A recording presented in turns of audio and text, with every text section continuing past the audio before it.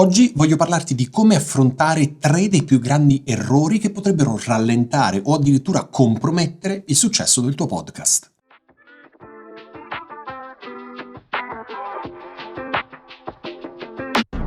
Fare podcast oggi è diventato di moda, ma non è affatto una cosa semplice, facile e alla portata di tutti.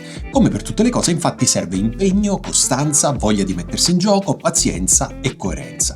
Oggi ti parlo di 3 errori o paure che possono bloccarti o farti desistere dal realizzare il tuo podcast. Vediamo insieme quali sono e come risolverli.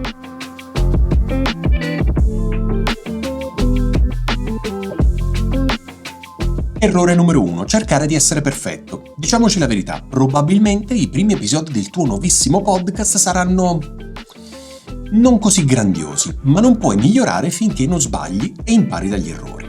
Quindi non preoccuparti se la prima puntata o anche la seconda o le prime 10 fanno schifo. All'inizio è sempre così, ma sai una cosa? Se inizi puoi solo migliorare, è inevitabile, a dire il vero, anche perché peggio dei primi episodi. I primi episodi del tuo podcast potrebbero essere qualcosa che, se magari sarai così coraggioso da riascoltare un giorno, ti faranno rabbrividire. Ma più spesso lo farai, più comprenderai gli errori e diventerai bravo.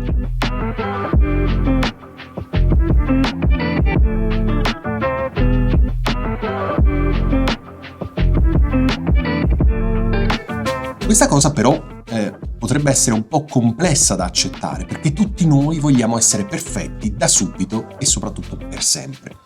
Una volta che l'accetterai, sarai sulla buona strada per realizzare un podcast migliore che le persone vorranno davvero ascoltare. Quindi pubblica i tuoi primi episodi senza rimpianti, anche se questi potrebbero fare schifo, e molto probabilmente lo faranno. E tu, hai mai riascoltato la tua prima puntata? Commenta questo video raccontandomi cosa hai provato. Sono curioso.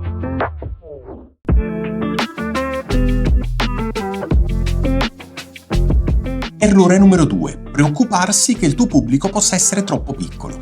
Diciamo che operi in una nicchia piuttosto ristretta e sei preoccupato che il tuo pubblico sia troppo piccolo per creare un podcast di successo.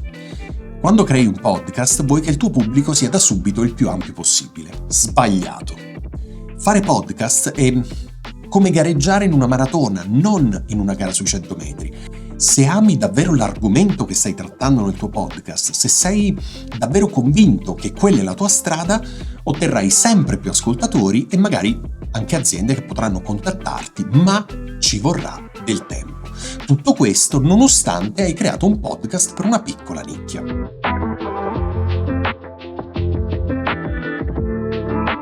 Magari però sei anche preoccupato che nella tua stessa nicchia c'erano altri podcast che adesso non ci sono più.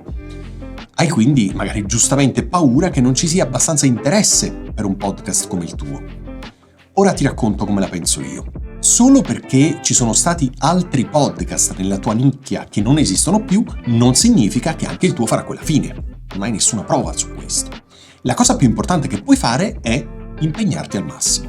Trova un argomento di cui sei davvero entusiasta. Le persone se ne accorgeranno. Fare podcast non è facile, ma senza impegno e costanza non si va da nessuna parte. Ok, ora dimmi, il tuo podcast tratta un argomento di nicchia? Raccontamelo nei commenti.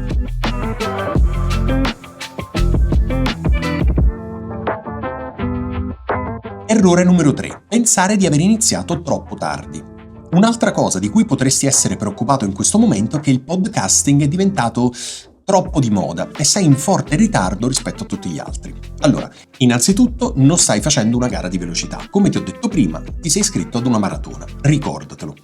Ci sono oltre 500 milioni di blog, ci sono oltre 50 milioni di canali YouTube attivi, ci sono più di 2 milioni di podcast attivi. Sappi quindi che c'è ancora tanto spazio per la crescita del podcast.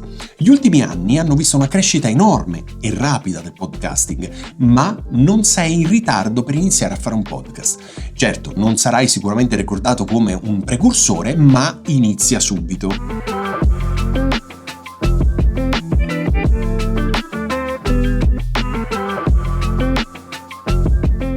Aspetta un attimo però, prima di iniziare, pensa anche a che cosa succede se il podcast che vuoi creare sembra avere molta concorrenza, quindi l'opposto di quello che dicevamo prima. Potresti pensare, Ma è inutile, tanto ce ne sono già tanti altri. Ricordati però che anche in quello che sembra essere uno spazio affollato ci sono molti modi per distinguersi.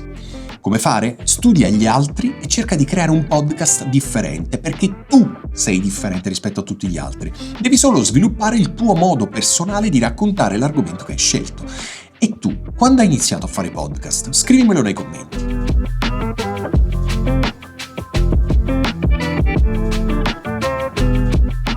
Allora, sei pronto a creare il tuo podcast? Se una di queste 3 paure o errori ti ha impedito di iniziare e di registrare quindi il tuo podcast, spero che questo video ti abbia aiutato a capire quanto potenziale c'è per creare un vero podcast che le persone vorranno ascoltare. Sei ancora in tempo per realizzare il tuo podcast e puoi avere successo anche con un podcast in una piccola nicchia, purché tu sia disposto ad impegnarti e a essere costante e coerente. Il mio canale YouTube può esserti davvero utile. Assicurati di guardare tutti i miei video, meglio 2 volte per essere certi che tu abbia compreso tutti i concetti.